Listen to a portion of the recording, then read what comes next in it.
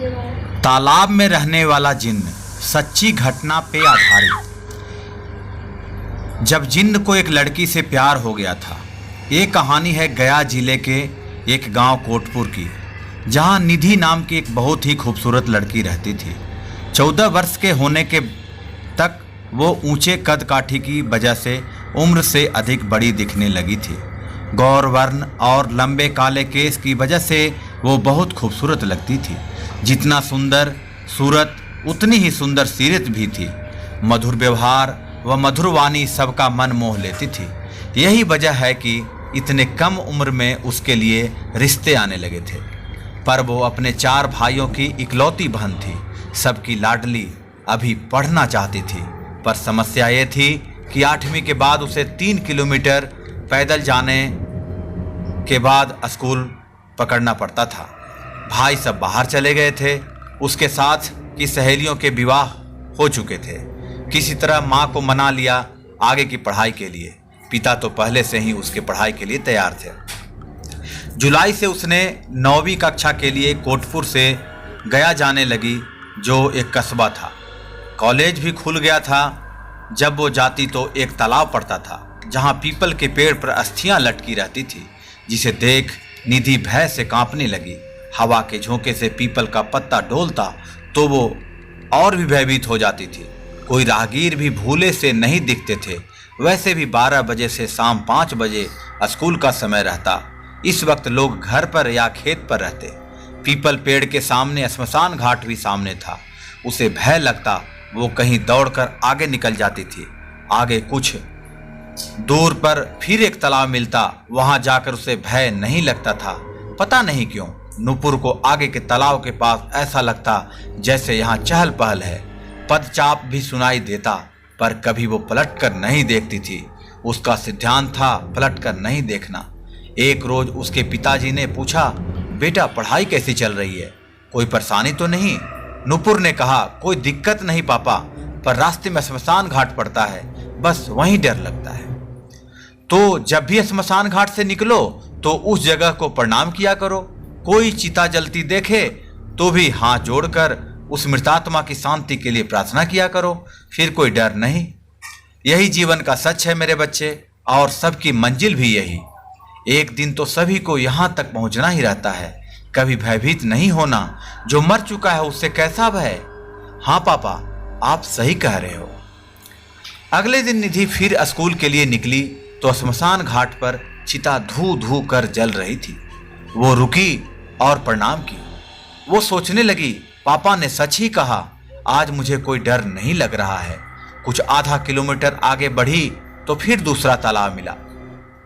उसके बाद उसके साथ फिर कोई पदचाप की आवाज आने लगी। ना जाने क्यों आज इस तालाब के पास उसे थोड़ा भय हुआ, क्योंकि एक सुनसान रास्ता था। गांव को सड़क से जोड़ने वाली कच्ची राह, जहां मुश्किल से भी कोई राहगीर नहीं दिखते थे। पर पढ़ने के लिए कुछ कष्ट तो उठाना पड़ेगा। आखिर पीछे वाले तालाब की तरह यह भी वहम ही लगा।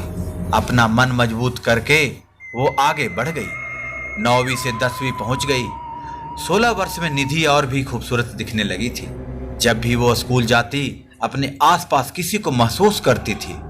10वीं का अंतिम पेपर दिला वो उस दिन घर लौट रही थी कि तालाब के पास से उसकी नजर अचानक अपनी परछाई पर पड़ी तो चौंक गई। उसकी परछाई के साथ एक और काली परछाई थी। वो दौड़कर घर भाग जाती है। उसे डर की वजह से बुखार आ जाता है। स्वस्थ होने पर वो ननिहाल जाती है तो भूल जाती है काली परछाई के बारे में। फिर उसे लगता है ये वहम ही होगा। ननिहाल में हम उम्र सखियों के साथ पड़ोस के विवाह को देखने जाती है, जहां एक युवक आया था। 22 वर्ष का राज, बहुत खूबसूरत था। निधि उसे अपना दिल दे बैठती है। दोनों ने पत्र व्यवहार करने का वादा किया। साथ ही निधि के 12वीं पास करते ही विवाह करने की कसमें भी खा ली। छुट्टियां खत्म हो गई थी। 11वीं में कला विषय लेकर आगे का पढ़ाई करने वो पुनः प्रेम नगर के स्कूल जाने लगी। जुलाई निकला, वो स्कूल गई नहीं, बारिश की वजह से कीचड़ हो जाता है। सितंबर लगा तो नियमित स्कूल जाना शुरू की। आज जब तालाब के पास पहुंची तो पुनः एक काली परछाई दिखी। नूपुर ने नजरअंदाज किया। वो देखना ही नहीं चाहती थी ताकि उसे डर न लगे। वापस जब आई तो स्कूल के पास से तालाब तक फिर काली परछाई साथ आई। तालाब तक हफ्ते गुजर गए। अब तो उसकी हिम्मत जाती रही। दिसंबर की ठंड, वो स्कूल से लौट रही थी। 5 बजे धूप जा चुकी थी। उसे आश्चर्य हुआ, इसके बावजूद वो काली परछाई उसके साथ। उसने गौर किया तो वो किसी पुरुष की परछाई थी। वो भय से कांपने लगी, पलटकर इधर उधर देखने लगी, पर कोई नहीं था। कौन है? ये किसकी परछाई है सामने? आओ, कौन हो तुम? तभी एक सुंदर सा युवक उसके सामने आया। एक तीव्र इत्र की गंध वातावरण में फैल गई। डरो नहीं प्रिय, मैं हूं। कौन हो तुम? मैं तुमसे प्रेम करता हूं, बस यही जानो। आगे अगर कुछ भी पूछना है तो मुझे स्वीकार। मेरी शर्त है एक, मैं तुम्हारे साथ चलूंगा। उस युवक ने एकाएक सामने आने से नूपुर को लगा होगा कोई मनचला। वो कहती है, हाँ कह देती हूँ, फिर पिताजी से शिकायत कर सबक सिखा दूंगी। ये सोचते हुए वो कहती है, अच्छा तुम्हारी शर्त मंजूर है, बोलो अब कौन हो तुम? अपना परिचय दो, क्यों मेरा पीछा करते हो? कहाँ के हो? अनजाने में निधि ने उस युवक को निमंत्रण दिया साथ चलने का। वो कहता है, मैं यही तालाब में डूब के मरा था। रवि नाम है मेरा। तुमसे मोहब्बत करता हूँ। जब से तुम इस राह से जा रही हो तब से तुम्हारे साथ स्कूल तक गया, फिर वापस यहाँ आता हूँ। जब तुम नहीं आती तो तड़प जाता हूँ। निधि, मैं तुम्हारे साथ रहूँगा या तुम्हें साथ ले जा लूँगा। मैं कोई इंसान नहीं, जिन्न हूँ। कहते हुए वो हवा में लहराने लगा। निधि बेहोश होकर गिर गई। अगले दिन उसे होश आता है। 2 वर्ष बीत जाता है। वो जिन्न निधि के कभी आसपास तो कभी उसके शरीर में प्रवेश कर जाता था। अब निधि के जीवन में बहुत कुछ बदलाव आ गया था। वो खूब विचित्र व अद्भुत इत्र लगाती, पहनावे व श्रृंगार करती। वो जिन्न वैसे उसे तंग नहीं करता था। निधि तो जैसे होश में नहीं रहती थी। घर में निधि का बदला स्वभाव तो महसूस हुआ, पर किसी ने नहीं सोचा था कि जिन्न का साया होगा। इधर राज 2 वर्ष से निधि का पत्र नहीं आने से वो उसके लिए बेचैन हो गया। वो अपने पिता को रिश्ते के लिए भेजते हैं। राज भी मिलने जाना चाहता था, तब उसकी माँ ने मना कर दिया। अभी नहीं, अब जब तय हो जाएगा तभी मिलना। राज मान जाता है। इधर रिश्ता तय होता है तो वो जिन्न निधि से कहता है कि तुम धोखा दे रही हो मुझे। मैं तुमसे प्रेम करता हूँ, तुम किसी और की नहीं हो सकती। वो निधि के शरीर में प्रवेश कर जाता है। पूरे घर में कोहराम मच जाता है।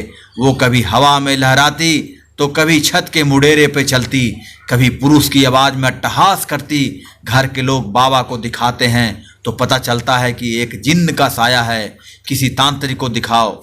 निधि के पिता जी को समझ नहीं आता कि क्या करें। तभी राज मिलने आता है। उसे कोई कुछ नहीं बताता। वह निधि से मिलने जाता है तो उसकी चढ़ी हुई लाल आंखें तीव्र इत्र की गंध से राज को बेचैनी होने लगती है। वो कहता है, निधि ये क्या है? ये इतना इत्र कब से लगाने लगी? और तबीयत ठीक नहीं है क्या? कहते हुए वो निधि के कंधे पर हाथ रखता है कि एक तीव्र झटका राज को लगता है। वो दीवार से टकराता है, उसका सर फूट जाता है। उसके बाद बाल बिखरे हुए शरीर पर सर पटकने लगती है। वो जिन्न निधि के शरीर से बोलता है, धोखेबाज, तू सिर्फ मेरी है और किसी की नहीं। मैं तुझे कभी कोई तकलीफ नहीं दी, पर अब मैं तुझे साथ ले जाऊंगा। कहते हुए निधि का शरीर हवा में तैरने लगता है।